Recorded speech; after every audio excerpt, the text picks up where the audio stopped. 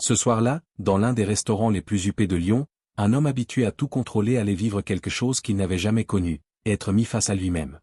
Et ce serait une simple enseignante qui provoquerait ce choc. Le restaurant Le Belvédère baignait dans le doux murmure du soir. Le cliquetis des verres. Les conversations feutrées.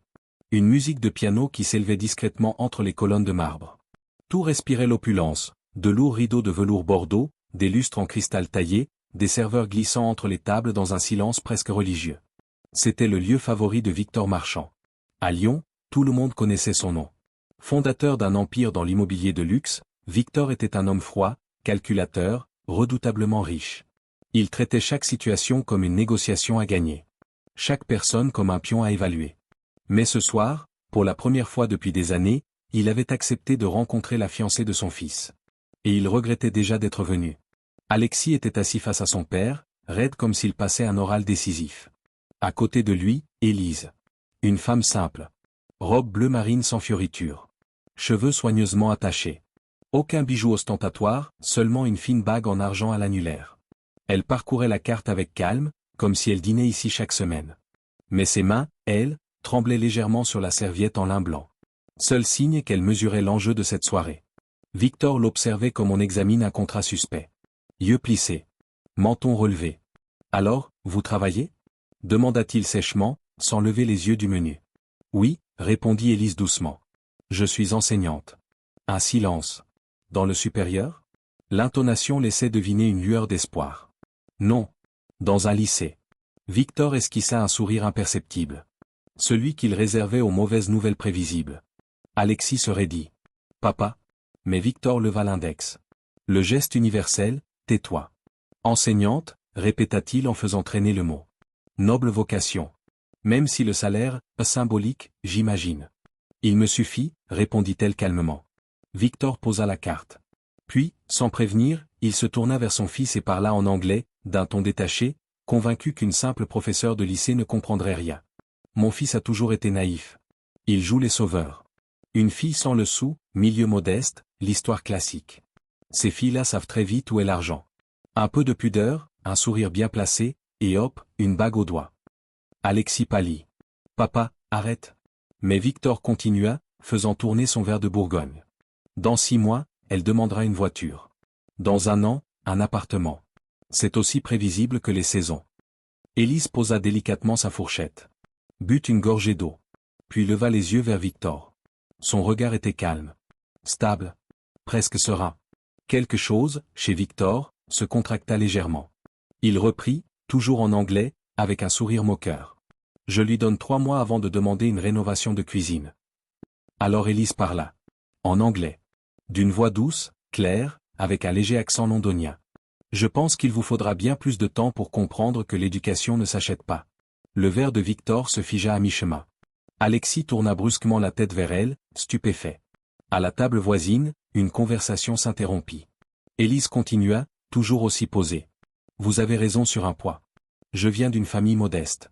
Mais mes parents m'ont appris à respecter les gens, même ceux qui se croient au-dessus des autres. » Le silence devint lourd. « Danse. » Victor posa lentement son verre. « Vous comprenez l'anglais ? J'ai vécu 3 ans à Londres. Je préparais un master en littérature et sciences de l'éducation.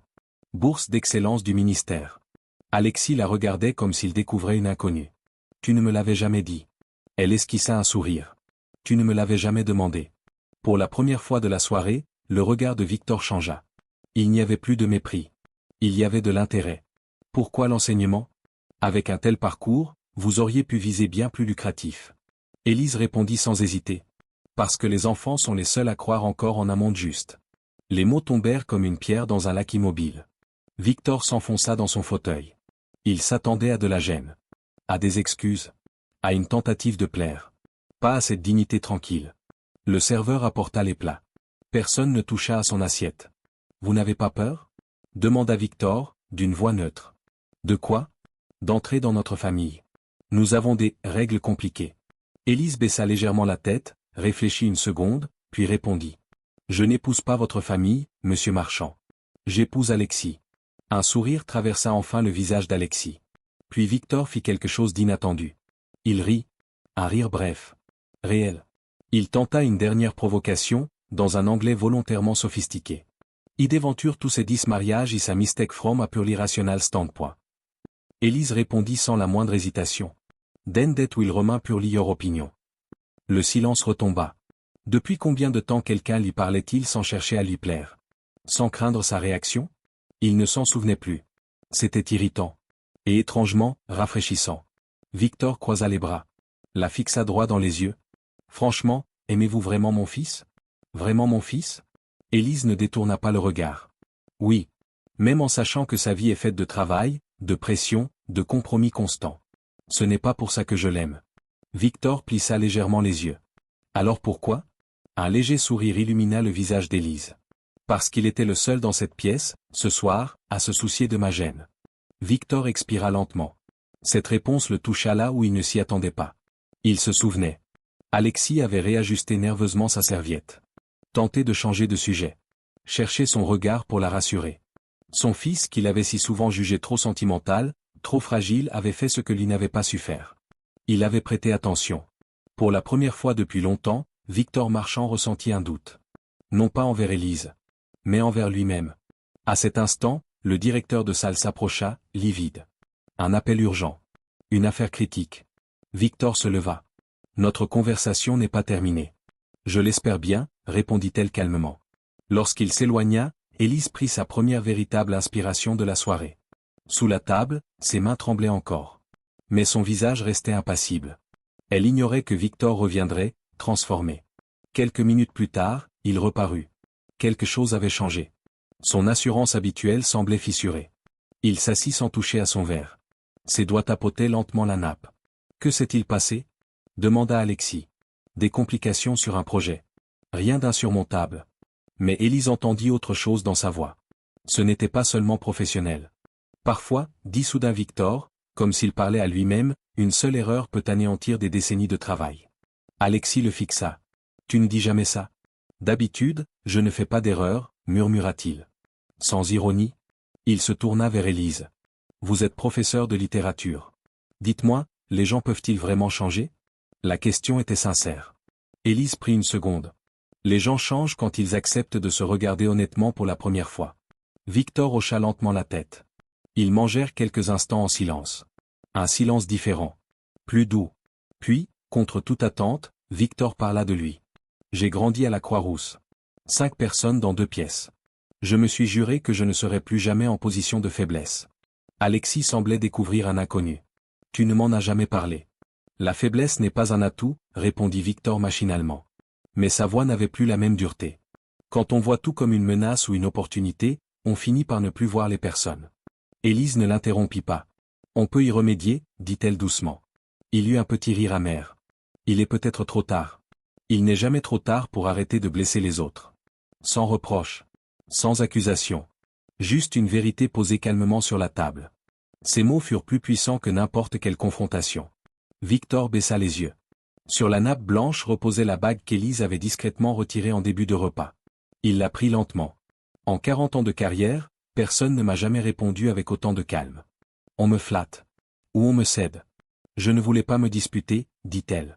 Je voulais simplement ne pas rester silencieuse face à une humiliation. Il acquiesça. Vous avez bien fait. À ce moment, le propriétaire du restaurant s'approcha, souriant. Victor? Tout se passe bien? Mieux que prévu, répondit-il. L'homme adressa à Élise un sourire chaleureux. Tous mes vœux de bonheur. Quand il s'éloigna, Victor resta debout quelques secondes. Puis, sous le regard étonné de son fils, il se tourna vers Élise. Il se racla légèrement la gorge. Sa voix était suffisamment forte pour être entendue des tables voisines. Je vous ai dit des choses blessantes. Délibérément. J'ai l'habitude de tester les gens sous pression. C'est ainsi que j'ai bâti mon entreprise. Un silence tomba autour d'eux. Mais une famille n'est pas une entreprise. Il posa la bague devant elle. Je vous présente mes sincères excuses. Même le pianiste sembla suspendre une note. Élise le regarda. Il n'y avait plus d'arrogance dans ses yeux. Seulement de la fatigue, et un soulagement discret. Elle se leva. Je ne vous en veux pas. Mais le respect se construit par les actes, pas par les mots. Victor acquiesça. Alors je recommence? Alexis ne cachait plus son émotion. Élise prit la bague. J'ai une condition. Victor arqua légèrement un sourcil. Laquelle?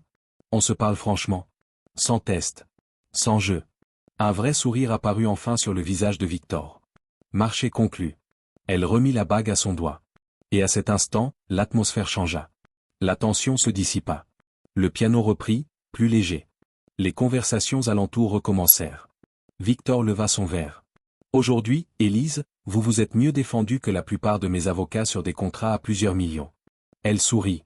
J'ai simplement dit la vérité. Parfois, dit-il doucement, c'est l'arme la plus redoutable. Alexis leva son verre. À la vérité. Victor regarda son fils. Puis Élise.